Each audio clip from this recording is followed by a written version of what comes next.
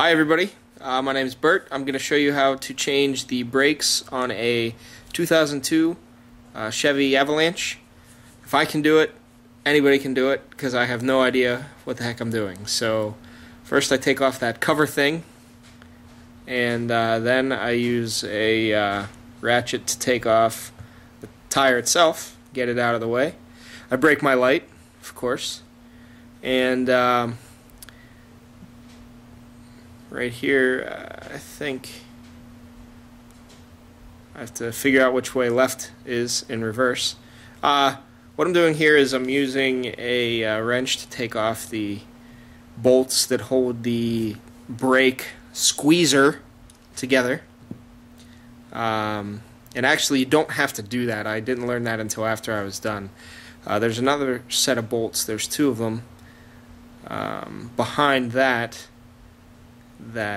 require removal, and those I think they're number 18 metric bolts. So I'm using a rubber mallet because they're really tight. So I use a rubber mallet to help me out and take that apart there. And here's a little bit of a better view of behind. You can see the rotor is really scraped up, kind of on the bottom there, but I'm using that rubber mallet to help me turn that. Right now I'm using a string. I'm going to tie the brake to the car so that if it falls off, the pressure isn't put on that brake line. And I cut my finger. So now I'll wear gloves because I can't see what I'm hitting with the hammer anyway.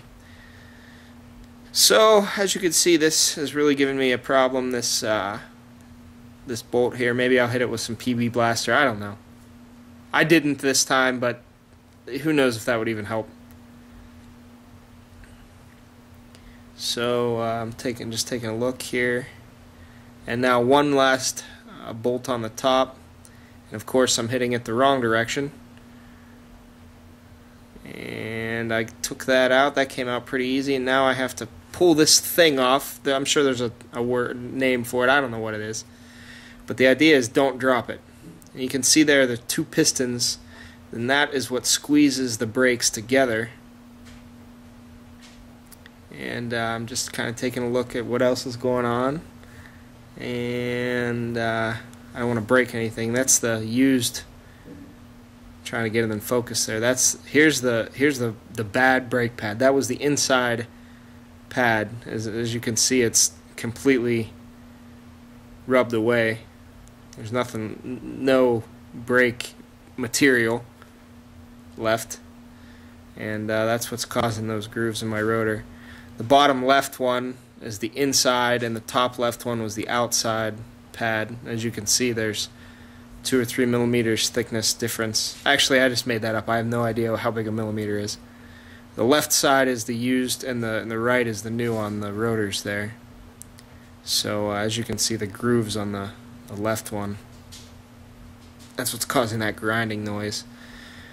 Now the rotor's not coming off, so I'm trying to figure out how to get it off. Maybe there's something I missed, but there's not. I just need to use a little bit of a mallet there to pop it off. It pops right off, and you can see the grooves in that from the brake pad. Now this truck has almost 200,000 miles on it, so there's a little shield that I missed in that destroyed itself, that rusted away between the pad on the other side of the pad. So right now I'm using a C-clamp to push those little pistons back into place. And that of course moves the brake fluid back into the system, so when you go back and sit in your car and you push it out on the brakes, there's no rear resistance. It feels like the brakes don't work at all, but that just pumps the brake fluid back into those piston areas. And once we get those set into place, hopefully that doesn't fall off. I don't know how I'm balancing it on there, but it seemed to work alright. Now I'm trying to see if all the brakes are the same, and they are. So they just go back, put that thing back on there, and again, I'm not a car guy at all, but kind of the point is, if I can do it, so can you. So I have no idea what anything is called. And you just put on the new rotor. There was absolutely no need to use the mallet to tap it into place. It just went right into place. And now I'll put the squeezer thing, I'll put the brake pads inside of that and kind of line it up as best I can. Now I didn't show it, but I did clean off those brakes with some brake cleaner so that they some part cleaner so that it runs a little smoother. So now I've kind of lining up all those holes that I showed you earlier from that first angle. I kicked the camera a couple times.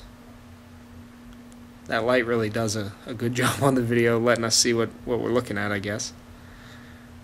But I don't know, I'm wiggling stuff to make sure it's not going to fall. And right now that's that bottom bolt, getting that into place.